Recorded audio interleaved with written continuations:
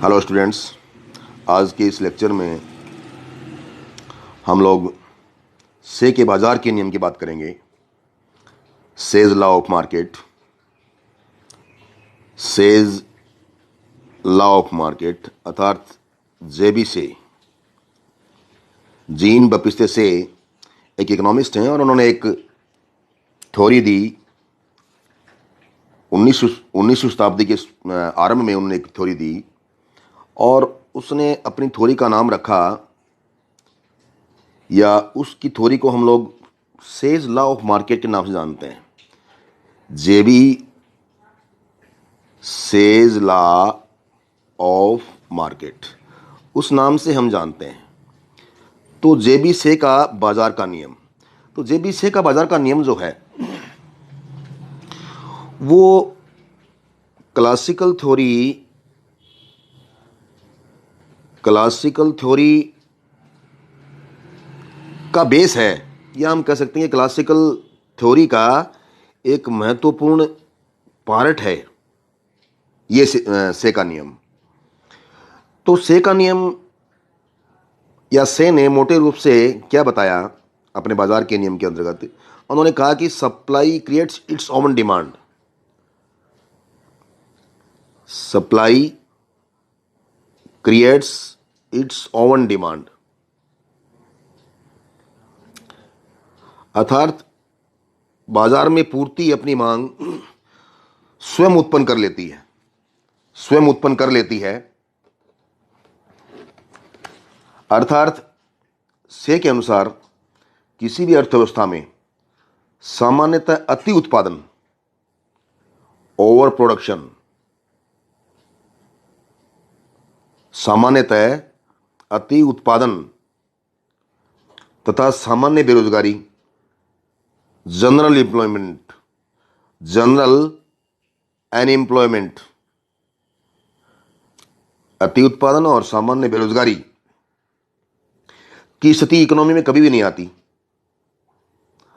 और से ने बताया कि पूर्ति स्वयं ही सदैव अपनी मांग उत्पन्न कर लेती है। तो वापस देखिए कि जेबी से का बाजार के नियम के अंतर्गत उसकी महत्वपूर्ण थ्योरी जो है वो ये है कि इकोनॉमी के अंदर कभी भी general over production, general unemployment यानी कि अति उत्पादन और सामान्य बेरोजगारी की स्थिति कभी उत्पन्न नहीं होती है। क्योंकि हमेशा पूर्ति अपनी मांग स्वयं उत्पन्न कर लेती है। और इसी थ्योरी को सेज लॉ ऑफ मार्केट कहा जाता है। सेज लॉ ऑफ मार्केट, इसे ही जेबी से का बाजार नियम इसे हम कह सकते हैं। तो जेबी से का बाजार का नियम क्या है? तो जेबी से का बाजार का नियम ये है कि पूर्ति अपनी मांग स्वयं उत्पन्न कर लेती है। अर्थात से के अनुसार अर्थव्यवस्था में कभी अति उत्पादन और बेरोजगारी की स्थिति उत्पन्न नहीं होती, क्योंकि जितना किसी प्रोड्यूसर ने प्रोडक्शन किया है ठीक उसके बराबर बाजार में और मांग उत्पन्न हो जाती है। तो अति उत्पादन होना और बेरोजगारी की स्थिति होना ये इकोनॉमी में कभी नहीं होता। और इसी को हम से का बाजार का नियम से जानते हैं। प्रोफेसर से के अनुसार किसी भी वस्तु के उत्पन्न करने की प्रक्रिया में वस्तु की कीमत के समान आय भी उत्पन्न हो जाती है। हम किसी प्रोसेस के अंतर्गत वस्तुओं का उत्पादन कर रहे हैं, तो कितनी वस्तुओं का उत्पादन हमने किया, कितनी वस्तुओं का उत्पादन हम लोग कर रहे हैं, तो से कह रहे हैं कि ठीक उसके बराबर आय उत्पन्न हो जाती है। किसकी? साधनों की आय। और वो साधनों की आय किस रूप में मिलती है? जैसे मजदूरी है, लगान है, ब्याज है, वेतन है, प्रॉफिट है, इन सब के रूप में इनकम जनरेट हो जाती है रिसोर्सेज की। और इस आय का उपयोग वस्तुओं के क्रय करने में किया जाता है। इस आय का जो उपयोग है वो फिर वस्तुओं सेवाओं को परचेज करने में किया जाता है। अगर उत्पादन किया जाता है, ऐसे समझिए इसको आप, अगर उत्पादन किया जाता है तो स्वयं ही ये मांग उत्पन्न कर लेता है। इसलिए प्रत्येक उत्पादन प्रक्रिया में और क्रय शक्ति जो है, परचेजिंग पावर, अपने आप उत्पन्न हो जाती है। और इस कारण से जो भी वस्तु तैयार की जाती है उसकी सारी की सारी मात्रा का विक्रय हो जाता है, यानी कि बिक जाती है वो।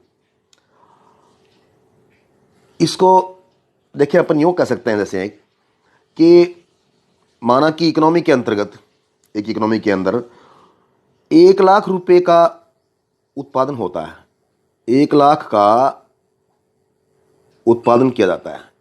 इकोनॉमी के अंदर 1,00,000 रुपए का उत्पादन किया जाता है। और ये 1,00,000 रुपए का उत्पादन कौन करता है? ये 1,00,000 रुपए का उत्पादन के साधन मिलकर के करते हैं। साधन कौन से? जैसे कि भूमि है, श्रम है, पूंजी है, सासी है, ये इस प्रकार के रिसोर्सेज हैं बाजार में। और ये मिलकर के माना कि 1,00,000 रुपए के बराबर और उत्पादन करते हैं। ऐसे मानिए इसको, 1,00,000 रुपए के बराबर उत्पादन करते हैं। तो 1,00,000 रुपए के बराबर उत्पादन करते हैं। तो 1,00,000 रुपए के बराबर उत्पादन करने से 1,00,000 रुपए के बराबर ही साधनों की आय जो है वो उत्पन्न हो जाएगी, अर्थात आय का सृजन हो जाएगा, क्रिएशन ऑफ इनकम होगा। यहाँ पे 1,00,000 रुपए की वस्तुओं का उत्पादन किया, 1,00,000 का उत्पादन किया और उसके परिणाम स्वरूप 1,00,000 साधनों की आय का सृजन हो गया, का सृजन हुआ। 1,00,000 रुपए की इनकम का सृजन हो गया, यानी कि साधनों की आय हो गई। अब ये साधन जो है 1,00,000 रुपए के बराबर ही वस्तुओं एवं सेवाओं पर व्यय कर देते हैं। 1,00,000 का व्यय करते हैं किस पर? वस्तुओं पर और सेवाओं को खरीदने पर व्यय कर देते हैं। वस्तुओं व सेवाओं को खरीदने के लिए वह कर देते हैं। अर्थात हम यूँ कह सकते हैं कि 1,00,000 रुपए की जो इनकम जनरेट हुई थी साधनों की, ठीक उसी के बराबर 1,00,000 रुपए के बराबर मांग का सृजन हो जाता है। मांग का सृजन हो जाता है, क्रिएशन ऑफ डिमांड, मांग का सृजन हो जाता है। तो 1,00,000 रुपए की मांग का सृजन हो जाता है, यानी कि 1,00,000 रुपए की वस्तुओं सेवाओं की वो मांग करते हैं। कौन करते हैं? साधन जिनकी 1,00,000 रुपए की इनकम हुई थी, किस रूप में? मजदूरी, लगान, ब्याज, वेतन, लाभ, इस रूप में उनकी जो इनकम जनरेट हुई थी, ठीक उसके बराबर वो अब वस्तुओं में सेवाओं की मांग कर रहे हैं। यानी कि 1,00,000 रुपए की इनकम के बराबर डिमांड का क्रिएशन हो जाता है। और 1,00,000 रुपए की मांग का सृजन यदि होता है तो मैंने पहले बताया आपको कि 1,00,000 रुपए के बराबर ही 1,00,000 रुपए का उत्पादन किया था किसी प्रोड्यूसर ने मिलकर के। तो ये 1,00,000 रुपए की सप्लाई, 1,00,000 रुपए की वस्तुओं और सेवाओं की जो सप्लाई वो बाजार में पहले से ही मौजूद है। और ठीक है, उसके बराबर 1,00,000 रुपए के बराबर ही मांग का सृजन हुआ है। इसलिए मांग बराबर पूर्ति, यूं हम कह सकते हैं कि डिमांड इक्वल टू सप्लाई। जितनी मांग है, कितनी मांग? 1,00,000 रुपए के बराबर। और सप्लाई कितनी पड़ी है पहले से ऑलरेडी? 1,00,000 रुपए के बराबर। इस अर्थ में demand will be equal to supply. तो 1,00,000 रुपए की वस्तुओं का मूल्य जो 1,00,000 रुपए था पहले उत्पादन हुआ था, और वहां पे फिर एक आय का सृजन होता है। किस रूप में? साधनों की आय। और साधनों की आय जब होती है तो वो उस आय को, मतलब ये नहीं कि पूरी की पूरी बचा के रख लेंगे, वो फिर डिमांड क्रिएशन करेंगे, डिमांड क्रिएट करेंगे। कितने के बराबर? 1,00,000 रुपए के बराबर डिमांड क्रिएट करेंगे। और ये 1,00,000 रुपए की डिमांड के बराबर जो सप्लाई ऑलरेडी पड़ी है, तो इस अर्थ में पूर्ति, यानी कि 1,00,000 रुपए की पूर्ति अपनी मांग स्वयं उत्पन्न कर लेती है। यानी कि साधनों की आय के रूप में फिर डिमांड हुई, तो इस अर्थ में हम लोग क्या समझ पाए हैं कि पूर्ति अपनी मांग का स्वयं सृजन कर लेती है। और से ने बताया कि उत्पादन ही पदार्थों का बाजार उत्पन्न करता है। उत्पादन जो है वही वास्तव में पदार्थों का बाजार उत्पन्न करता है। अतः जैसे ही किसी वस्तु का उत्पादन होता है वैसे ही उसके मूल्य के बराबर मांग उत्पन्न हो जाती है। यह बड़ी महत्वपूर्ण चीज है। और दूसरी चीज से ने कहा कि चूंकि अर्थव्यवस्था स्वयं संचालित है, इसमें सामान्य बेरोजगारी या सामान्य अति उत्पादन की स्थिति कदापि उत्पन्न नहीं होती, की स्थिति बिल्कुल उत्पन्न नहीं होती। तो ये महत्वपूर्ण चीज है से के नियम के अनुसार। तो से के बाजार के नियम की एक महत्वपूर्ण विशेषता यह हो सकती है कि अर्थव्यवस्था जो है वो स्वयं संचालित है। इकोनॉमी जो है वो स्वयं संचालित है, अर्थात किसी प्रकार का इंटरफेयर नहीं है गवर्नमेंट का। से ने बताया कि इकोनॉमी स्वयं संचालित है, अर्थात बिना किसी प्रकार के सरकारी हस्तक्षेप के कार्य करती है। ऐसे मानिए अर्थव्यवस्था में अगर किसी प्रकार का असंतुलन आता भी है तो यह असंतुलन बिल्कुल अस्थायी होता है। यह असंतुलन अस्थायी होता है, अतः स्थायी रूप में पुनः संतुलन की स्थिति आ जाती है। जैसे अगर किसी अर्थव्यवस्था में अति उत्पादन की स्थिति आ जाए, जेबीसे का मानना है कि अर्थव्यवस्था में कभी अति उत्पादन नहीं होता है, लेकिन माना कि अति उत्पादन की स्थिति आ भी जाए तो इससे वस्तुओं के मूल्य कम हो जाएंगे।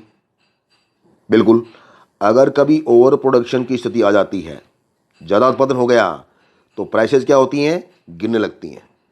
प्राइसेस गिरेंगी और जब मूल्य कम हो जाएंगे, मूल्य कम होने से क्या होगा कि डिमांड बढ़ती है। ये हम लोग जानते हैं। इससे मांग बढ़ती है, वस्तुओं सेवाओं की मांग बढ़ने लगती है। इससे जो पूर्ति बढ़ी थी, जो पहले से पूर्ति बढ़ी थी, उसकी खपत इस बढ़ी मांग के द्वारा हो जाती है, इस बढ़ी हुई मांग के द्वारा हो जाती है। अगर अर्थव्यवस्था में इसके साथ ही अगर अर्थव्यवस्था में बेरोजगारी की स्थिति उत्पन्न हो जाती है, मान लीजिए कि अनएम्प्लॉयमेंट हो जाता है, तो अनएम्प्लॉयमेंट का मतलब जो सप्लाई ऑफ लेबर है, सप्लाई ऑफ लेबर है वो बढ़ जाता है। सप्लाई ऑफ लेबर की वो बढ़ जाता है, तथा सप्लाई ऑफ लेबर बढ़ने से, यानी कि सप्लाई ऑफ लेबर का मतलब क्या है? काम करने वाले जो व्यक्ति हैं या काम करने के लिए तैयार व्यक्ति हैं, उनकी संख्या का अधिक हो जाना, वो है सप्लाई ऑफ लेबर। अगर वो बढ़ गई तो अब काम करने वाले व्यक्ति अधिक तैयार हैं, बाजार के अंतर्गत बहुत ज़्यादा तैयार हैं, तो इससे क्या होगा कि जो मजदूरी की दर है उसमें गिरावट आएगी। मजदूरी की दर जो है वो गिरने लगेगी, और जब मजदूरी कम हो जाएगी तो जो प्रोड्यूसर है वो अधिक मजदूरी, वो कम मजदूरी पर अधिक व्यक्तियों को काम दे पाएगा। वो अधिक कम मजदूरी पर अधिक व्यक्तियों को काम पर रख पाएगा। अतः बेरोजगारी समाप्त हो जाएगी। इस अर्थ में बेरोजगारी समाप्त हो जाती है। तो इस प्रकार से हम कह सकते हैं कि इकोनॉमी जो है वो स्वयं संचालित है, स्वयं संचालित है।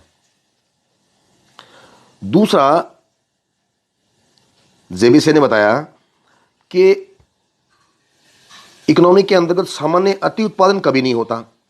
इस संबंध में क्लासिकल एक इकोनॉमिस्ट हैं जेएस मिल, उनका कहना है कि किसी भी अर्थव्यवस्था में, किसी भी देश में वार्षिक उत्पादन कितनी भी क्यों न हो, परंतु यह कार्य भी वार्षिक मांग से अधिक नहीं हो सकता। और इसका आधार ये है कि जैसे जैसे उत्पादन अधिक बढ़ता है वैसे वैसे उत्पादन के साधनों की आय भी बढ़ जाती है।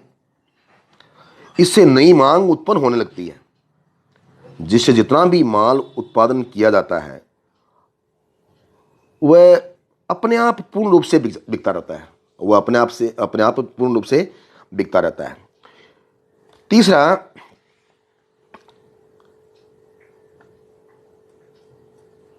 प्रोफेसर पीगू एक इकोनॉमिस्ट हैं, क्लासिकल इकोनॉमिस्ट प्रोफेसर पीगू। तो प्रोफेसर पीगू का कहना था कि यदि इकोनॉमी के अंदर बेरोजगारी उत्पन्न हो भी जाती है, इकोनॉमी के अंदर यदि बेरोजगारी उत्पन्न हो भी जाती है तो ये अल्पकालिक होती है, अल्पकालिक होती है, अल्पकालिक होती है और लॉन्ग टर्म में स्थिति सामान्य हो जाती है। अर्थात वो बेरोजगारी जो हुई थी वो अपने आप खत्म हो जाती है, अपने आप खत्म हो जाती है, अपने आप खत्म हो जाती है। तो प्रोफेसर पीगू के अनुसार क्यों? क्योंकि अगर अनएम्प्लॉयमेंट ज़्यादा है, अति बेरोजगारी है, बेरोजगारी ज़्यादा है, बेरोजगारी की स्थिति ज़्यादा है, तो मजदूरी दर को कमी कर दें, मजदूरी में कमी करके जो बेरोजगार लोग हैं उन सबको काम पे रखा जा सकता है। इस प्रकार से उस बेरोजगारी का हल उन्होंने पीगू ने बताया।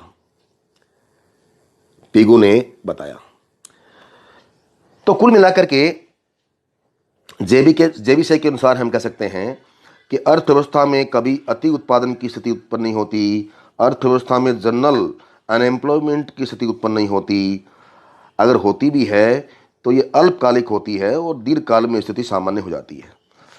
इस प्रकार से जेबीसे ने अपने नियम को समझाया।